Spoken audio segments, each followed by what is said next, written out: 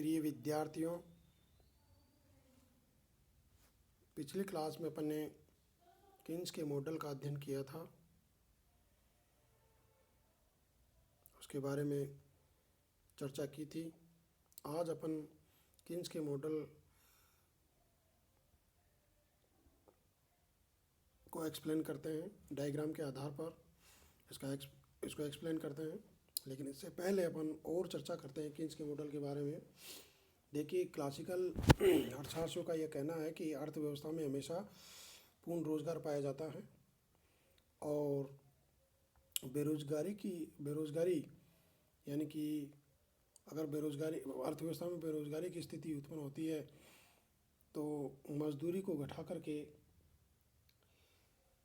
बेरोजगारी को दूर किया जा सकता है। कहने का मतलब है कि अर्थव्यवस्था में हमेशा पूर्ण रोजगार पाया जाता है, लेकिन और साथ ही उनका यह कहना है कि पूर्ण रोजगार के स्तर पर यानी कि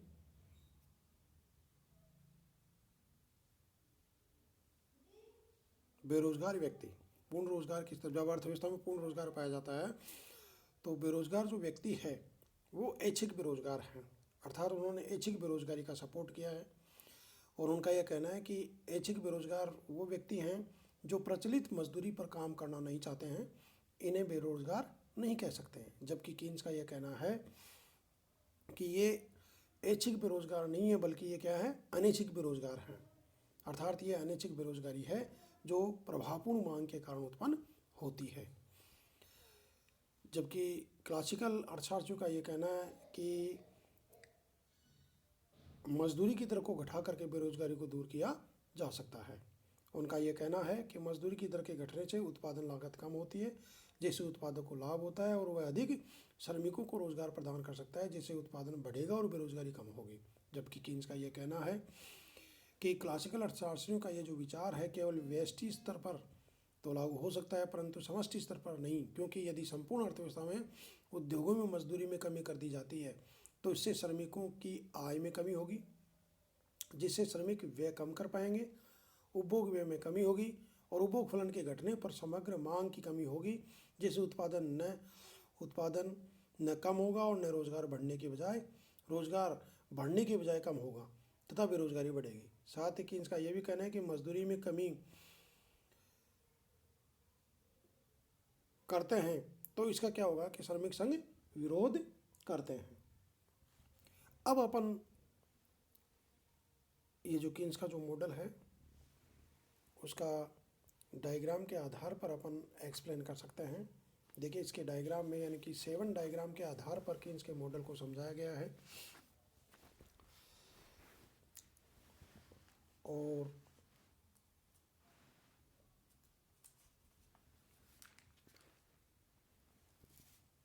यानी कि किन्स का जो मॉडल है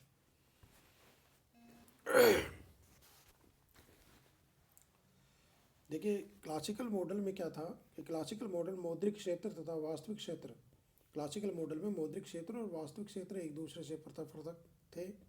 क्लासिकल मॉडल में मुद्रा की पूर्ति में वृद्धि से केवल मात्र कीमत स्तर तथा मौद्रिक मजदूरी में ही वृद्धि होती है तथा वास्तविक चर अपरिवर्तित रहते हैं। और डायग्राम के आधार पर हम स्पष्ट कर सकते हैं कि किन्स के मॉडल में मुद्रा की पूर्ति बढ़ाने से यानी कि पहले तो क्या होगा कि ब्याज की दर कम होगी, यानी कि R0 से R1 हो जाती है।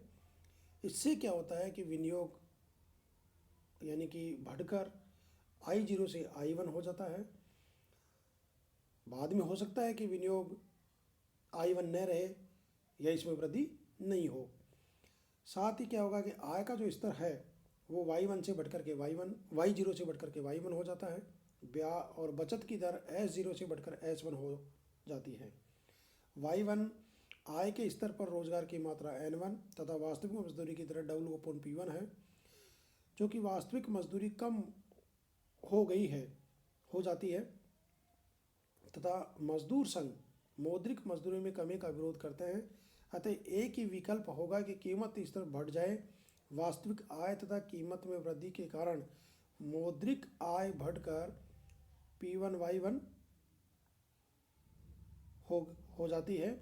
इससे लेन देन तथा सट्टा उद्देश्य के लिए मुद्रा की मांग बढ़कर L10 से L1 प्राइम हो जाती है तथा ब्याज की दर R2 हो गई है।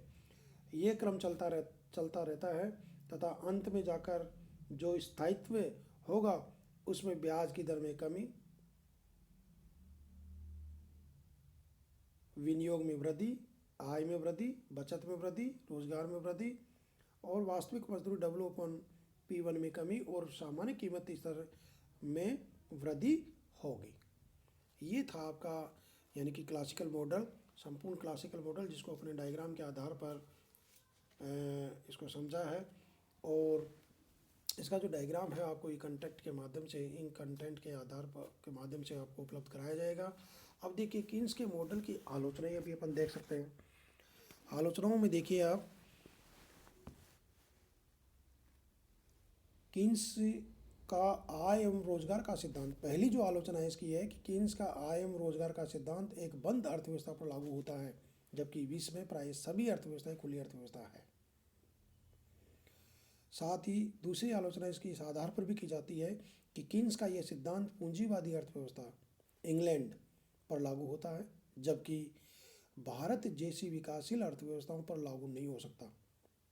सुप्रसिद्ध अर्थशास्त्री जोसेफ शुम्पीटर का कहना है कि कीन्सवादी सिद्धांत एक ऐसे पौधे के समान है जो इंग्लैंड की मिट्टी में तो बहुत फलता फूलता है, परंतु अन्य देशों की मिट्टियों में सूख जाता है। तीसरी इसकी आलोचना इस आधार पर है कि कीन्सवादी सिद्धांत की यह मान्यता है कि अर्थव्यवस्था में मंदी में चक्रीय बेरोजगारी विद्यमान है तथा यह बेरोजगारी अर्थव्यवस्था में कुल समग्र मांग में कमी के कारण उत्पन्न होती है, जबकि भारत जैसे विकासशील देशों में छिपी हुई बेरोजगारी पाई जाती है, जिसका कीन्स के आय एवं रोजगार के सिद्धांत में कोई समाधान नहीं है। अगली इसकी आलोचना इस आधार पर की जाती है कि कीन्स का आय एवं रोजगार का सिद्धांत अल्पकाल से संबंधित है, यह दीर्घकालीन विश्लेषण प्रस्तुत नहीं करता है। साथ ही कीन्स का यह भी कहना है कि दीर्घकाल में तो हम सब मर जाएंगे। अगली आलोचना, कीन्स के मॉडल में आय वितरण की समस्या पर विचार नहीं किया गया है और न ही विभिन्न जन समूह में विद्यमान उपभोग ढांचे संबंधी अंतर को दृष्टिगत रखा गया है। मॉडल में बचत को व्यक्ति एवं कंपनियों की बचत के रूप में विभाजित नहीं किया गया है। कीन्स का आय एवं रोजगार का सिद्धांत अत्यधिक स्थैतिक है। अगला है, कीन्स मौद्रिक मजदूरी को नीचे की ओर अन्य में मानकर चलते हैं, जो अव्यवहारिक धारणा है।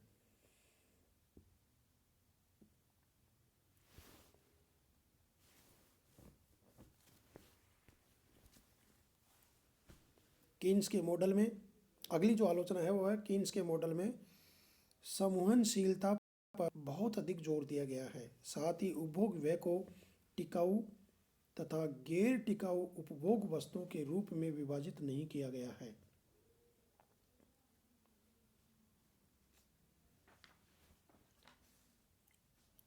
ये थी यानी कि कीन्स के मॉडल की आलोचनाएं।